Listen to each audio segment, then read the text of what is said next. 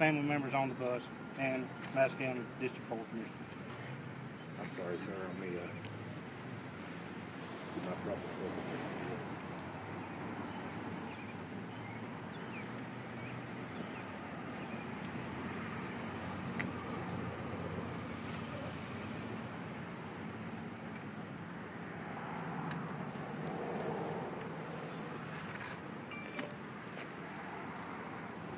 How's y'all's day going?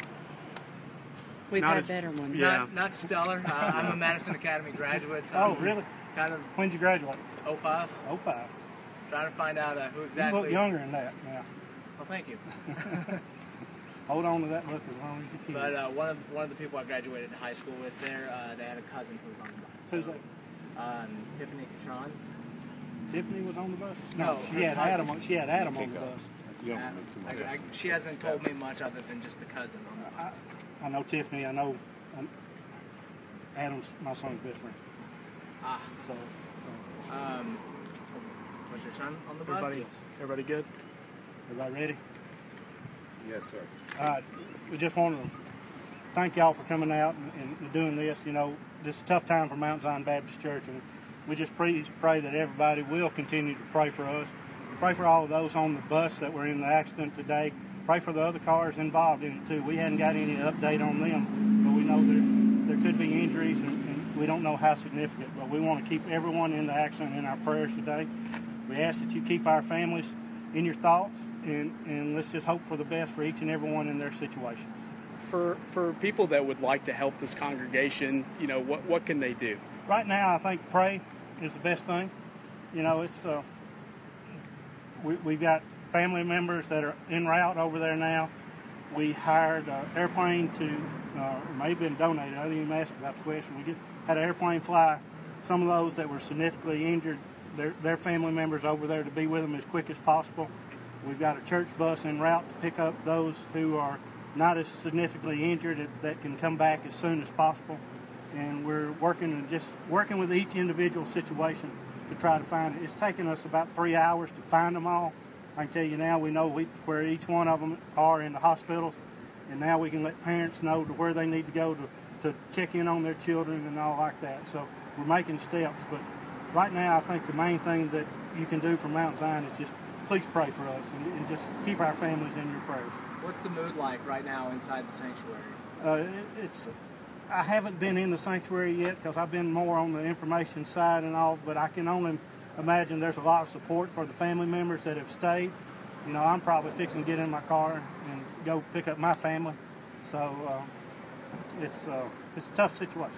You said you actually had family that was on the bus. Yeah, I had a wife and a son on the bus. So we're taking care of our church family, and then we'll go check on our families, and we know they're all right. We know we've been blessed, and we just please pray that you pray for the rest of them on the bus and those that aren't on the bus, all on the accident. I've spoke to both my family members. What did they say? What did they say? Well, I got a hold of my son about 2 minutes after the accident. Thank God he carries his phone in his pocket, and he was just rather shook. Couldn't get me much information, but him and his mama were fine. And we just want to keep those other family members in that have more serious injuries. We want to keep those in our prayers and keep those remembered. So kind of take us through when you initially heard about the crash and knew that the church was involved. You said that you were able to get a hold of them pretty quickly, but kind of walk us through your emotions there. Well, our church family did an excellent job of getting the information out as quick to parents as possible. Of course, the first thing I did was call my wife, and then got a hold of my son just quick after that. He said within 2 to 5 minutes of the accident. So, then I came up here and we started trying to just figure out where everybody was. Atlanta's a big town. I think they're in 3 to 4 hospitals, 3 hospitals that we know of, and just trying to chase them all down and get that information, because a lot of parents left the area without even knowing where their children were, and somebody needed to find that information. Our staff has done a fabulous job. 6 hospitals now is what Frank is telling me. So our church staff has done an excellent job in terrible conditions in knowing the situation that was going on, and now it's time to just wrap your arms around them and love them.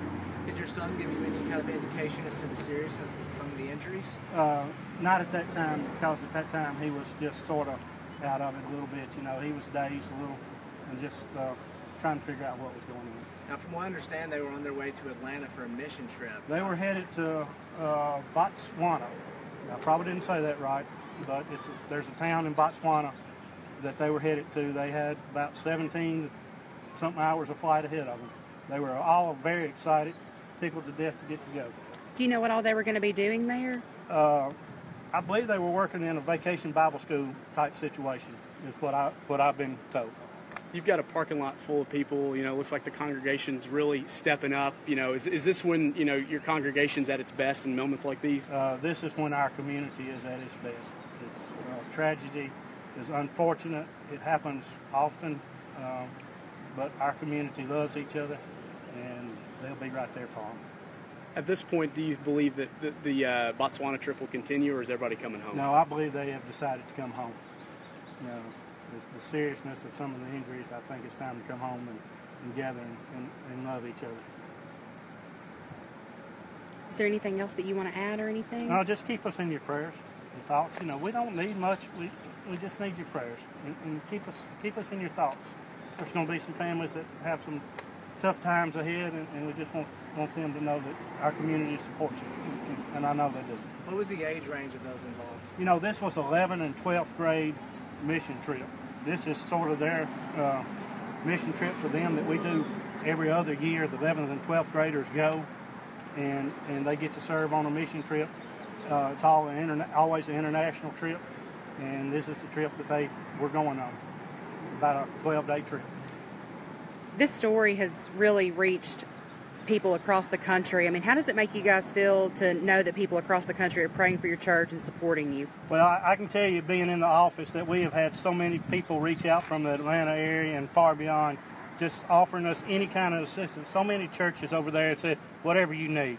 And, you know, it's heartwarming to have that. It's terrible to be in a situation where you need it. Do you know roughly how many people are in the congregation? It's a big church. I can tell you about what comes every Sunday. I don't know about the number of congregations. There's about 1,300 that come here every Sunday to worship. The congregation, I don't know a number. Hearing that a lot of the youth live real close here, like maybe even just, you know, in this general area. So, Yes, you know, once again, is it at least heartening to see a lot of the community banding together through all this? I knew this community being behind us. That's never a question. You live here long enough, and you go through a few tragedies. You go through a tornado. You go through a death in a family. This community will be right behind you. It's the greatest place to live. Sanctuary is going to be open throughout the evening for people? I think that's right. I don't know hours, Frank. It can be open all night. It can be open all night. So we appreciate y'all coming out and appreciate the way y'all have handled this today. Y'all done an exceptional job. I know you want to get all the information you can. It's just a tough situation when you're dealing with a lot of teenagers and a lot of injuries and a lot of families that are going to have some tough times ahead. And just thank y'all for what y'all do, and appreciate y'all coming out. Thank you. Thank you, sir. Thank you.